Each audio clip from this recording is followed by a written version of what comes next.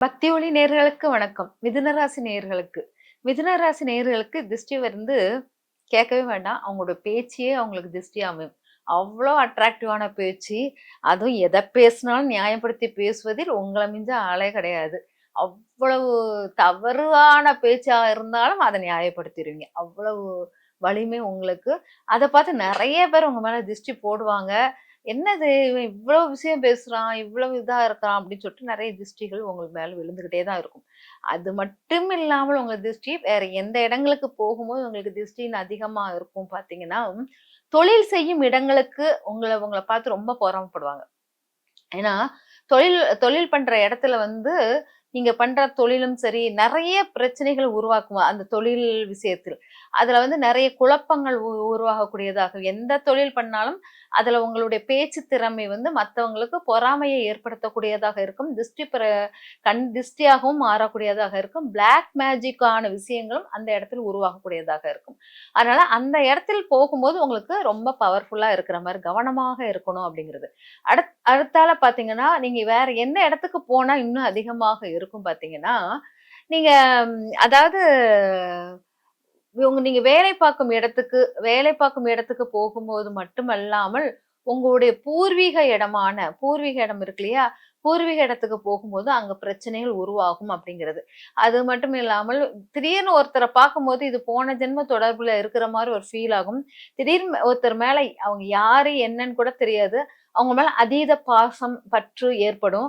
அவங்க கிட்ட நீங்க அதிகமா ஒட்டுதல் வரும்போது, அந்த சமயமும் உங்களுக்கு பிரச்சனைகள் உருவாகும் அப்படிங்கிறத எடுத்துக்கலாம். இது மிதுன ராசிக்காரர்களுக்கு.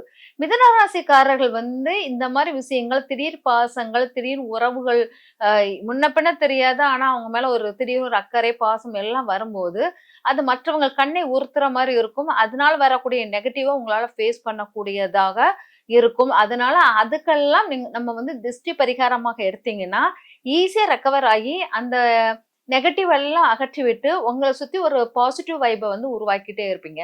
அது என்னலாம் பண்ணலாம்? அப்படிங்கிறத நம்ம முதல்ல பார்க்கலாம். முதலில் வந்து திருப்பதி பெருமாள் வழிபாடு வந்து உங்களுக்கு மிக சிறப்பாக பலனை தரும் அப்படிங்கிறத எடுத்துக்கலாம். அதனால பெருமாள் கோயிலுக்கு அடிக்கடி போங்க. பெருமாள் உண்டியலை வீட்டில் சேகரித்து வையுங்கள். பெருமாளுக்காக காணிக்கை சேகரித்து வைக்கும்போது, உங்களுக்கு நெறைய மாற்றங்கள், அற்புத ஒரு சக்திகள் உங்களுக்கு கிடைக்கிற மாரி இருக்கும். அதேபோல் நீங்க வந்து அடிக்கடி வந்து குடிக்கும்போது தண்ணியில் துளசி நீர் தீர்த்தத்தை குடிப்பது உங்களுக்கு சிறந்த பலனை தரும். இந்த மாரி இடத்துக்குலாம் போயிட்டு வந்தீங்கன்னா, வீட்டுக்கு வந்தோனே துளசிய 2 வாயில பிச்சு போட்டுட்டு உட்கார்ந்தீங்கனாலே திருஷ்டி வந்து உங்களுக்கு சேராது அப்படிங்கிறத எடுத்துக்கலாம். அதெல்லாம் மட்டும் இல்லாமல் உங்களுக்கு வந்து நெறைய வந்து என்னால இந்த நெகட்டிவ ஃபுல்லா ஏத்துக்கவே முடியல, என் உடம்பு தாங்க மாட்டேங்குது அப்படின்னு சொல்லி தெரிஞ்சீங்கன்னா, உங்களுக்கு நீங்க ஒரு உங்களுடைய தோழன் அல்லது தோழி அல்லது உங்களுக்கு நல்ல அறிவுரை சொல்ற அவங்களுக்கு ஏதாச்சும் ஒரு கிஃப்ட் வாங்கி கொடுங்க.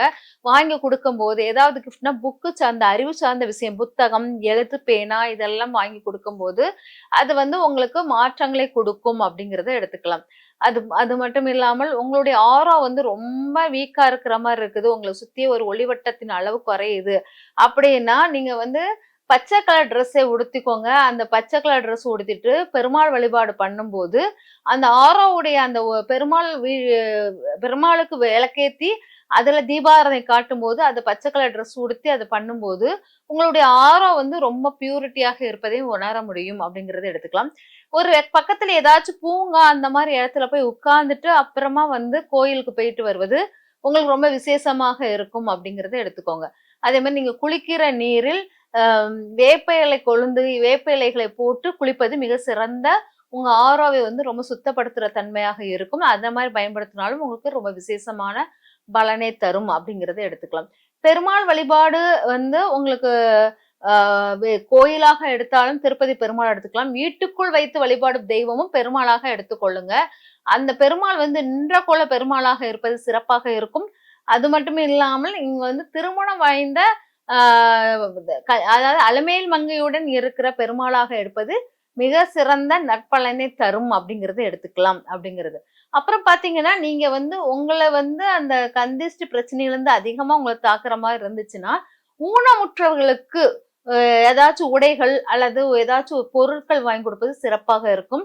உணவை விட அவங்களுக்கு உடைகளும், ஏதாச்சும் அவங்களுக்கு காலுக்கு போடுற செருப்பு, அல்லது கொடை, இந்த மாதிரி ஏதாச்சும் கைத்தடி, இந்த மாதிரி ஏதாச்சும் ஒண்ணு வாங்கி கொடுக்கும்போது அந்த திருஷ்டி பிரச்சனைகள் வந்து உங்களை விட்டு நீங்கும் அப்படிங்கிறத எடுத்துக்கலாம்.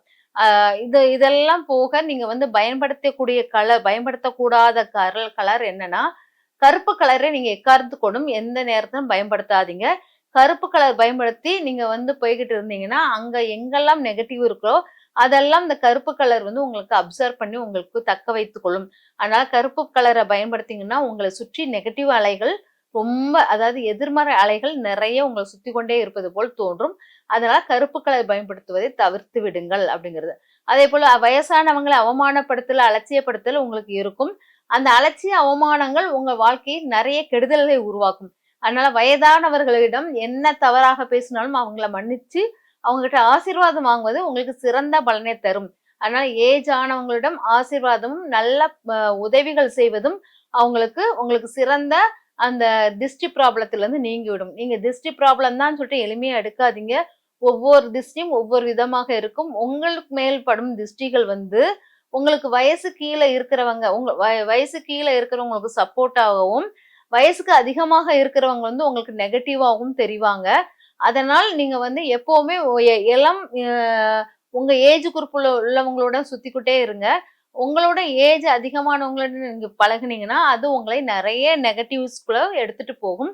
அதனால மிதுன ராசிக்காரர்கள் எப்பவுமே உங்கள சுத்தி ஒரு நண்பர்கள் உங்களோட ஏஜ் கம்மியானவர்கள வைத்துக்கிட்டே இருந்தீங்கன்னா, உங்ககிட்ட இருந்த நெகட்டிவ ஃபுல்லா அத அகற்றி விடும் அப்படிங்கிறத புரிஞ்சுக்கோங்க. கையில் எங்க போனாலும் துளசி மாலையோ இல்லாட்ட துளசி இலையை கையில் வைத்துக்கொண்டு போனீங்கன்னா, எடுத்த காரியங்கள் முழுமையான வெற்றி அடையும்ங்கிறத எடுத்துக்கலாம். பச்சை கற்பூரம் கலந்த நீரை குளிக்கிறதுக்கு நீங்க பயன்படுத்துவது சிறப்பாக இருக்கும் அப்படிங்கிறத எடுத்துக்கோங்க. இதெல்லாம் நீங்க பயன்படுத்தும் போது உங்களை சுற்றி இருக்கும் நெகட்டிவ் ஃபுல்லா விலகி நல்ல நற்பயன்கள் உங்களை தேடி வரும் அப்படிங்கிறத எடுத்துக்கோங்க. இதெல்லாம் விட நீங்க நீங்க வந்து வணங்குற தெய்வம் பெருமாளை வந்து வீட்டுல வைக்கும்போது சனிக்கிழமை அதுக்கு பிரசாதம் படைத்தல் ரொம்ப முக்கியமானது. மிதுன ராசிக்காரர்களுக்கு பிரசாதம் சனிக்கிழமை வைக்காமல் நீங்க வந்து எந்த பூஜை புனஸ்காரம் பண்ணாலும் அது சித்திக்காது, திருஷ்டி பிரச்சனைகள் ஓயாது. அதனால சனிக்கிழமை பெருமாளுக்கு பிரசாதம் படைத்தல் மிக சிறந்த பலனை தரும். சிறு குழந்தைகளை தூக்கி வைக்கணும். ஒரு வாரத்துல ஒரு வாரத்துல 1 மணி நேரமாச்சு சின்ன குழந்தைங்களை தூக்கி வைத்து கொண்டே இருந்தாலும் உங்ககிட்ட இருக்கிற நெகட்டிவ் வந்து விலக்கி விட்டுரும். அந்த குழந்தைங்களுடைய வைப்ரேஷன் உங்களை விட்டு விலகிவிடும். அதனால எங்க போனா சிறு குழந்தைங்களை தூக்கும் பழக்கத்தை ஏற்படுத்திக் கொள்ளுங்கள். சிறு குழந்தைகளுக்கு செய்ய வேண்டிய கடமைகளை தவறாமல் செய்தீர்கள் என்றால் கண்டிப்பாக இந்த பிளாக் மேஜிக்ல இருந்து நீங்க ரெக்கவர் ஆகலாம் அப்படின்பதை தெரிவித்துக் கொள்கிறேன். இந்த மாதிரி பிளாக் மேஜிக்கினால் வரக்கூடிய நெகட்டிவ ஃபுல்லா கலைந்து எடுத்துட்டு இறை அருளால் உங்களுக்கு மிக வளமையான வாழ்க்கையும் வளமுடன் வாழவும் வாழ்த்துகிறேன். நன்றி, வணக்கம்.